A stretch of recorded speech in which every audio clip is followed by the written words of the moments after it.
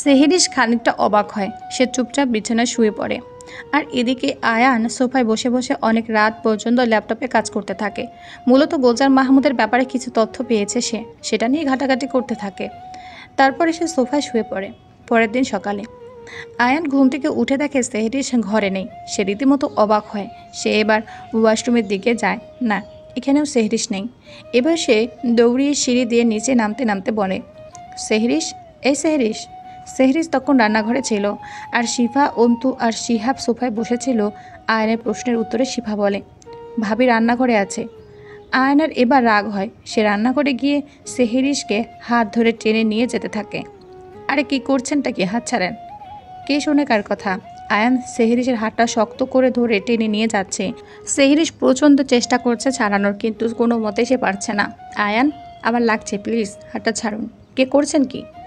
আয়ান এবার সেহরিসের হাতটা ছেড়ে সঙ্গে সঙ্গে কোলে তুলে নিয়ে সিঁড়ি দিয়ে উঠে রুমের দিকে চলে যায়। শিহাব, শিফা আর অন্তু পুরো অবাক। কি হলো হঠাৎ করে, তাদের বুঝতে একটু সময় লাগলো।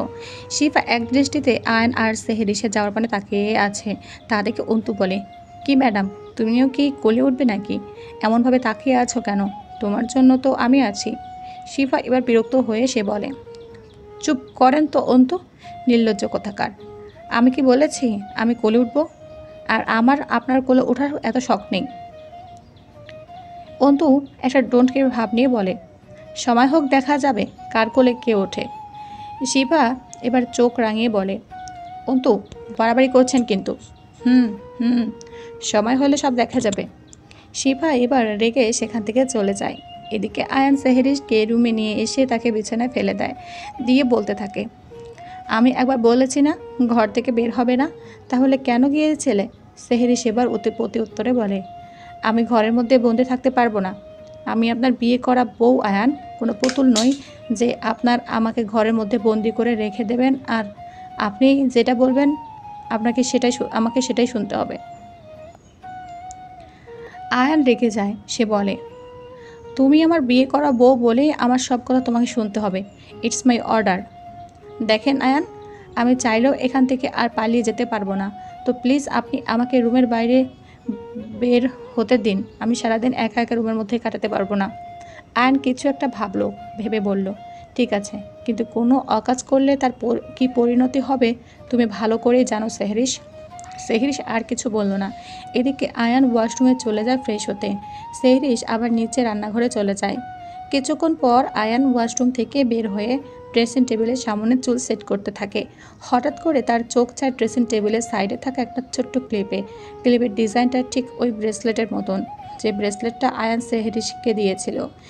সে কিছুক্ষণ ওইটা তুলে হাত দিয়ে নাড়াচাড়া করে দেখতে লাগলো। তারপর কি মনে করে আবার সেটা আগের জায়গায় রেখে দেয়।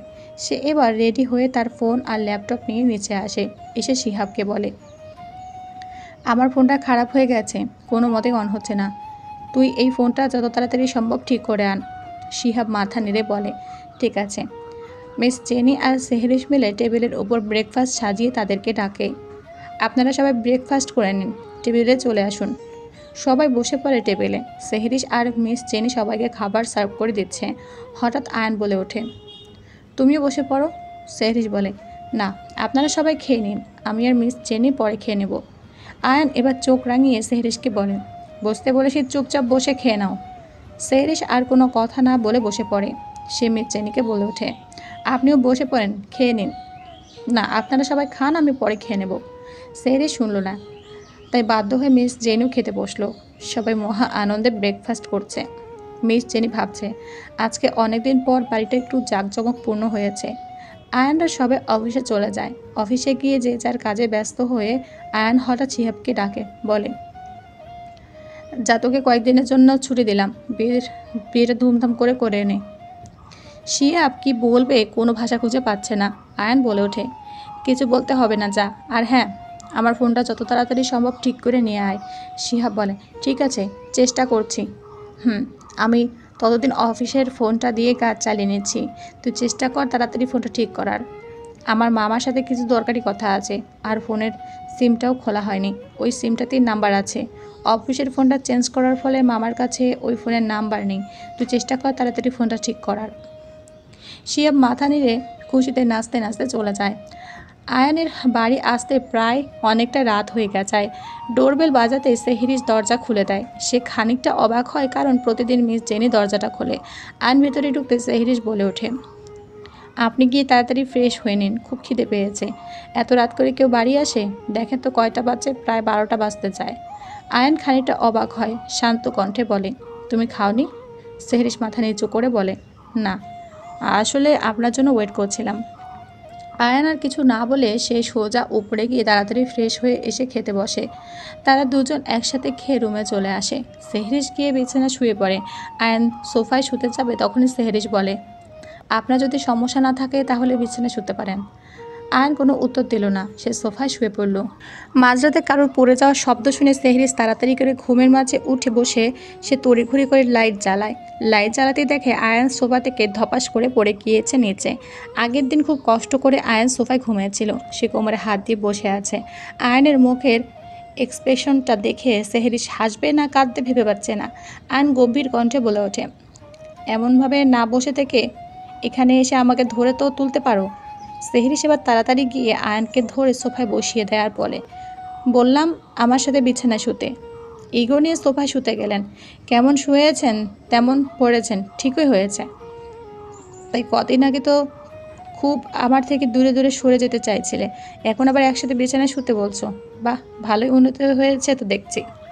সেহরিশ খানিকটা ইতস্তত বোধ করে বলে, আমার কথাটা বলার ওর মানে ছিল না।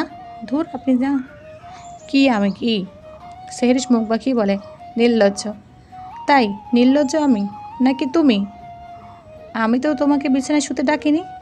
সেহরিশ এবার রেগে ওখান থেকে উঠে বিছানার এক পাশে গিয়ে শুয়ে পড়ে। আয়ানও ধীরে ধীরে সোফা থেকে উঠে বিছানার অপর পাশে শুয়ে পড়ে। পরের দিন শিহাব আয়ানের ফোনটা তার কাছে দেয়, দিয়ে বলে, এ নিন আপনার ফোনটা, তাড়াতাড়ি ঠিক করে এনেছি। আয়ান সঙ্গে সঙ্গে ফোন লাগা তার মামা হামিদের কাছে, কিন্তু ফোনটা সুইচ অফ বলছে। আয়ান 2-3 বার ট্রাই করলো, কিন্তু বরাবরই একই কথা। এভাবে কেটে যায় 2-4 দিন। আজকে শিহাবের বিয়ের অনুষ্ঠানটা একটা রিসোর্টে হচ্ছে। খুব বেশি একটা বড় করে না, মোটামুটি নিজেদের মধ্যে লোকজন নিয়ে বিয়েটা হচ্ছে। আয়ান আজকে একটা সবুজ কালার এর পাঞ্জাবি পরেছে। বরাবরই আয়ানকে খুব সুন্দর লাগছে। আর সেহরিশ আজকে একটা লাল কালারের শাড়ি পরেছে। প্রতিবারের মতোই চোখে হালকা কাজল, ঠোঁটে সামান্য লিপস্টিক পরেছে। খানিকক্ষণ পর বিয়ে পড়ানো হয়ে গেলে সবাই যে যার মতো কথা বলছে। এর মধ্যে আয়ানের চোখ যায় সেহরিশের পেটের দিকে। আয়ান দেখে শাড়িটা সরে গিয়ে পেটের বেশ খানিকটা অংশ দেখা যাচ্ছে। আয়ান এর এবার মাথা গরম হয়ে যায়। সে সেহরিশকে টেনে রিসোর্টের মধ্যে একটা রুমে নিয়ে যায়, গিয়ে জোরে মেঝেতে ফেলে দেয়। সেহরিশ ভেবে পাচ্ছে না আয়ানের হঠাৎ কী হলো। আয়ান এবার সেহরিশকে টেনে তুলে তার ঠোঁটের সাথে ঠোঁট মিশিয়ে দেয়। সেহরিশ প্রচণ্ড চেষ্টা করছে আয়ানকে সরিয়ে দিতে, কিন্তু কোনো মতে সে পারছে না। আয়ান তার ঠোঁটে জোরে জোরে কামড়াতে লাগলো। খানিকক্ষণ পর আয়ান ছেড়ে দিয়ে সেহরিশের হাতটা উল্টিয়ে চেপে ধরে সেহরিশ ব্যথায় আহ করে উঠল। সাথে তার চোখ দিয়ে পানি পড়ছে। আয়ান বলল, খুব শখ না অন্য পুরুষকে নিজের দেহ দেখানোর? সেহরিশ কিছুটা অবাক হয়ে যায়, পরপর বলে, আয়ান মুখ সামলিয়ে কথা বলেন। আয়ান এবার সেহরিশের হাত ছেড়ে দিয়ে মুখ চেপে ধরে রাগে কণ্ঠে বলে, এই কি মুখ সামলে কথা বলবো? হ্যাঁ কি? সেহরিশ আয়নের হাতটা জোর করে মুখ থেকে সরিয়ে বলে, আমি কোন পুরুষকে নিজের দেহ দেখিয়েছি? হ্যাঁ? আয়ন এবার উচ্চস্বরে হেসে উঠে বলে, শাড়ি সরিয়ে লোকের পেট দেখাতে খুব ভালো লাগছিল বুঝি? ও, আমি তো ভুলে গিয়েছি, তোমার তো ভালোই লাগে ওই সব করতে, ওই জন্য তো সেদিন রাতে আমার কাছে এসেছিলে। সেহরিশ এবার প্রচণ্ড রেগে যায়, পরপর চিচিয়ে বলে, দেখুন আয়ান, আমি ইচ্ছা করে শাড়ি সরাইনি, এমনি এমনি সরে গিয়েছে। আর সেই দিন রাতে? হ্যাঁ, এসেছিলাম আপনার কাছে। হ্যাঁ, টাকার জন্য এসেছিলাম। আপনি আমাকে যদি চরিত্রহীন ভাবেন তাহলে একটা জিনিস মাথায় রাখবেন মিস্টার আয়ান মির্জা, অন্য কাউকে চরিত্রহীন বলার আগে নিজের চরিত্রটা কী সেটাও বিবেচনা করবেন। আর অন্য কারোর ওপর দোষারোপ করার আগে তার পরিস্থিতিটা কী সেটা না জেনে কিছু বলবেন না, আশা করছি। আর আমার কথা আপনি বুঝতে পেরেছেন। আয়ান এবার রাগী কণ্ঠে বলে, আগে আমি কী ছিলাম আর তুমি কী ছিলে সেটা আগের কথা। এখন বর্তমানে তুমি আমার ওয়াইফ। এখন তোমার উপরে আমার পুরো অধিকার আছে। এরপর থেকে যদি কোনো দিন আজকের মতো পরিস্থিতি হয় তো মাথায় রেখে দেবে মিসেস সেহরিশ আয়ান মির্জা, কপালে কিন্তু খুব দুঃখ আছে। আশা করছি আমাকে এই কদিনে খুব ভালোভাবে চেনেছ। এমন কোনো ড্রেস পরবে না যাতে আমার অসুবিধা হয়। কথাটা বলে আয়ান বেরিয়ে যায়। আর সেহরিশ আর মনে ভাবতে থাকে, আপনি কিভাবে এমন হয়ে গেলেন আয়ান? আপনি তো এমন ছিলেন না। আমি তো এই আয়ানকে চিনি না। রাতে খাওয়া দাওয়া করে আয়ান আর সেহরিশ বেরিয়ে যায়। আয়ান ড্রাইভ করছে, সেহরিশ গাড়িতে একটা কথাও বলেনি আয়ানের সাথে। বাড়ি ফিরে আয়ান যখন সেহরিশের দিকে তাকালো, আয়ান দেখে সেহরিশ ঘুমিয়ে পড়েছে। সে সেহরিশকে ডাকতে গিয়ে ডাকলো না। আয়ান সেহরিশের ঘুমন্ত মায়াবী মুখটার দিকে খানিকক্ষণ তাকিয়ে রইল। তারপর কি মনে করে সেহরিশকে কোলে তুলে নিয়ে রুমের মধ্যে প্রবেশ করলো। সেহরিশকে বিছানায় শুইয়ে দিল। সেহরিশ গভীর ঘুমে আচ্ছন্ন। আয়ান সেহরিশের ঘুমাতে অসুবিধা হবে বলে সেহরিশের শাড়িটা নিজে চেঞ্জ করে দেয়। শিফা এখনও বিয়ে বাড়ি থেকে ফেরেনি। অন্তু আয়ানকে বলেছে শিফাকে ড্রপ করে দেবে। আর এদিকে মিস চেনি হয়তো ঘুমিয়ে গিয়েছে, তাই আয়ান আর তাকে ডাকেনি। সে ভাবে কি হয়েছে, তারই তো বিয়ে করাবো, অন্য তো কেউ না। তাই সে সেহরিশকে চেঞ্জ করে নিজের একটা শার্ট পরিয়ে দেয়। তারপর আয়ান ফ্রেশ হয়ে এসে সেহরিশের পাশে বসে তারপর কি মনে করে সেহরিশের ঘুমন্ত মুখটার একটা ছবি তুলে নেয়। আয়ান শুতে যাবে তখনই সেহরিশ ঘুমের ঘরে আয়ানের একটা হাত চেপে ধরে। আয়ান আর হাতটা সরালো না, সে ওভাবে শুয়ে পড়ল। এদিকে শিফা আর অন্তু বাড়ি ফিরেছে। অন্তু ড্রাইভ করছে আর আজকে বারবার শিফাকে দেখছে। শিফা এতে কিছুটা আনকমফোর্টেবল ফিল করছে। সে এবার বিরক্ত হয়ে বলল, সামনে তাকিয়ে গাড়ি চালাবেন। অন্তু, মরার প্ল্যান করছেন নাকি? অন্তু এবার মজার ছলে বলে, হ্যাঁ, মরতে তো রাজি আছি, তবে। শিফা এবার বিরক্ত হয়ে বলল, তবে কি? অন্তু বলল, তবে তোমার হাতে মরতে রাজি। শিফা প্রচণ্ড রেগে যায়। সে বলে, অন্তু, আমার কিন্তু এসব ফাজলামি ভালো লাগে না। ফাজলামি করছি না, তুমি কেন আমার মন বলছো না? শিফা এবার বিরক্ত হয়ে বলে, অন্তু, আপনি গাড়ি থামান। কেন? থামান বলছি। শিবা গাড়ি থামানোর জন্য প্রচণ্ড জোর জবরদস্তি করে। এক পর্যায়ে অন্তু গাড়ি থামাতে বাধ্য হয়। সে রাস্তার একটা সাইডে গাড়ি থামায়। শিবা গাড়ি থেকে নেমে নিজে নিজে হেঁটে হেঁটে চলে যাচ্ছে। অন্তু গাড়ি থেকে নেমে পেছন পেছন দৌড়াতে দৌড়াতে বলল, শিবা, কোথায় যাতো এত রাতে? শিফা, আমি কিছু কি ভুল করে ফেলেছি? শিবা এবার চেঁচিয়ে বলে, না, আপনি তো কোনো ভুল করতেই পারেন না। আপনি আমার পেছন পেছন আসবেন না, যান এখান থেকে। আরে সরি শিফা, দাঁড়াও, একা একা রাতে কোথাও যেও না। তুমি ভালো করে রাস্তা চেনো না এই দিকটা। না চিনি, যেদিক মন চায় সেদিক যাব, আপনি যান এখান থেকে। অন্তু মজার ছলে বলে, ঠিক আছে, গেলাম। শিফা নিজের মতন খানিকটা হেঁটে হেঁটে যায়। হঠাৎ করে পেছনে তাকিয়ে দেখে অন্তু নেই।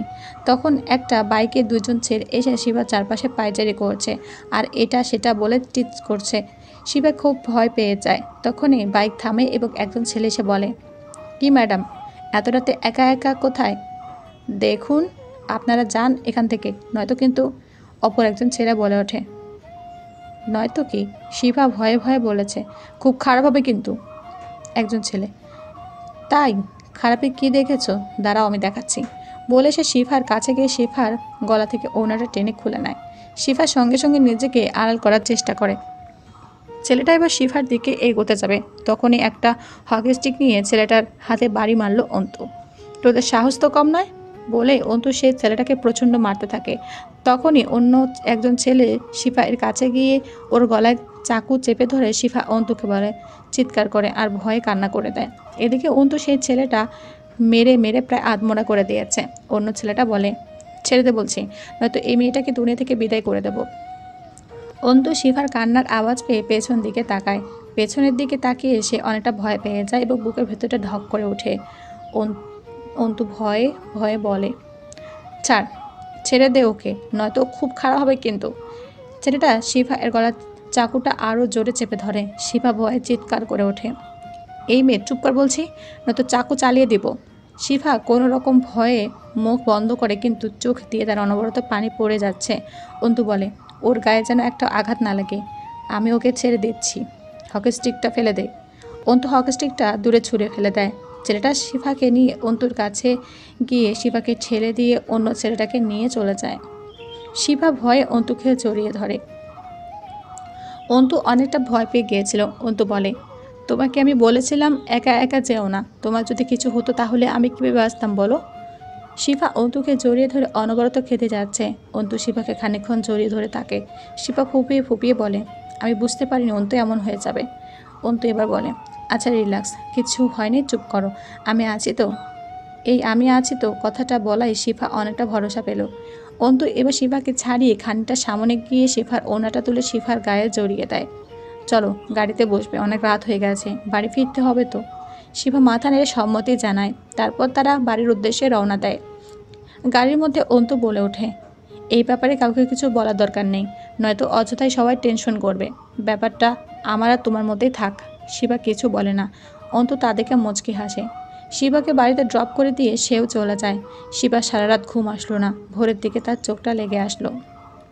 সকালবেলা আয়ান সেহরিশকে জড়িয়ে ধরে ঘুমাচ্ছিল। সেহরিশের শেষের হঠাৎ চোখ খোলে। আয়ান ঘুমাচ্ছিল। চিৎকারের আওয়াজ শুনে সে হঠাৎ করে ভয়ে উঠে বসে। এক মুহূর্তের জন্য তার শ্বাসটা আটকে গিয়েছিল।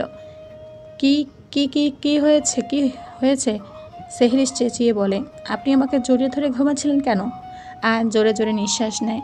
খানিকক্ষণ নিজেকে শান্ত করে পরপর বলে, উফ, এর জন্য চেঁচিয়ে উঠলে? সেহরিশ এবার উঠে বসে নিজের দিকে তাকাতে দেখে সে আয়নের শার্ট পরে আছে। এটা দেখে তার গাল পুরোটা হা হয়ে যায়। আয়ন সেটা দেখে হাত দিয়ে সেহরিশের গালটা বন্ধ করে দেয়। ডোন্ট কেয়ার ভাব নিয়ে বলে, মুখ বন্ধ করো, মশা ঢুকে যাবে। সেহরিশ প্রচণ্ড রেগে যায়। সে বলে, আমি আপনার শার্ট পরে কেন? কি করেছেন আমার সাথে রাত্রে? আয়ন মুচকি হাসে। সে বলে, যাই করি আমার পুরো অধিকার আছে মিসেস সেহরিশ আয়ন মির্জা। সেহরিশ আরও বিরক্ত হয়। সে বিরক্ত কণ্ঠে বলে, সত্যি করে বলেন কি করেছেন? আয়ন এবার উঠে সেহরিশের পা দুটো টেনে বিছানায় শুয়ে দিয়ে তার উপর শুয়ে পড়ে আর বলে, দেখবে কি কি করেছি? সেহরিশ এবার তার দুই হাত দিয়ে নিজের ঠোঁটটা চেপে ধরে। এটা দেখে আয়ন জোরে জোরে হেসে দেয়। তারপর বিছানা থেকে উঠে বেলকনির দিকে যেতে যেতে বলে, কিছু করিনি রাত্রে। বাড়ি আসার সময় গাড়িতে ঘুমিয়ে পড়েছিলে, তাই আর জাগাইনি তোমাকে। কোলে করে রুমে নিয়ে এসেছি, আর তখন শিফা বাড়িতে ফেরেনি আর মির্জেনি ঘুমাচ্ছিলেন, তাই তাকেও আর ডাকেনি। আর তুমি যেহেতু বর্তমানে আমার বিয়ে করাবো, তাই আমি চেঞ্জ করে দিয়েছি, কারণ আমার পুরো অধিকার আছে। আশা করি বুঝতে পেরেছ। আর জড়িয়ে আমি তোমাকে ধরিনি, তুমি আমাকে ধরেছিলে। সেহরিশ এটা শুনে মুচকে মুচকে হাসলো। পরপরই আয়ন বলে উঠল, আর একটু খাওয়া কম করো, কালকে তোমাকে সিঁড়ি দিয়ে তুলতে প্রচণ্ড কষ্ট হয়েছে। সেহরিশ এবার রেগে যায়। সে বিছানা থেকে নেমে আয়নের কাছে যায়, গিয়ে বলে, এই কি বললেন আপনি? আমি ভারী? আমি কই ভারী? হ্যাঁ, আপনার সাহস তো কম নয়। আয়ন সেহরিশের কথা কোনো পাত্তা না দিয়ে সেহরিশকে পা থেকে মাথা পর্যন্ত দেখছে। তার শার্টটা সেহরিশের হাঁটুর কিছুটা উপরে পর্যন্ত এসেছে। এটা থেকে আয়ন সেহরিশের কানের কাছে নিজের মুখ নিয়ে কি নেশালো কণ্ঠে বলে, হট লাগছে। সেহরিশ ব্যাপারটা বোঝার চেষ্টা করলো। পরপরই ব্যাপারটা বুঝতে পেরে আয়নকে ধরে উল্টো দিকে ঘুরিয়ে দেয়। একদম এদিকে ফিরবেন না, আপনি তো দেখছি চূড়ান্ত লেভেলের অসভ্য। আয়ন শব্দ করে হাসে আর বলে, কেন, দেখলে কি দোষ আছে? এমন কি কিছু বাকি আছে যেটা আমি দেখিনি? আর বর্তমানে যে অবস্থায় আছো, এটা তো তার তুলনায় কিছুই না। সেহরিশ প্রচণ্ড রেগে যায়। সে চেঁচিয়ে বলে, আয়ন বাড়াবাড়ি হচ্ছে কিন্তু। আয়ন হাসতে হাসতে বলে, আচ্ছা আর কিচ্ছু করব না, আমি এদিক ফিরে আছি, তুমি যাও, গিয়ে চেঞ্জ করে আসো। সেহরিশ আস্তে আস্তে গুটি গুটি পায়ে ওয়াশরুমে চলে যায়। সেহরিশ যাওয়ার মাঝে প্রায় 2-3 বার আয়নকে বলেছে পেছনে ফিরবে না, কিন্তু ফিরলে কিন্তু খুব খারাপ হবে। আয়ন সেহরিশের কাণ্ড দেখে ধীর কণ্ঠে মুচকি হেসে বলে, পাগলি।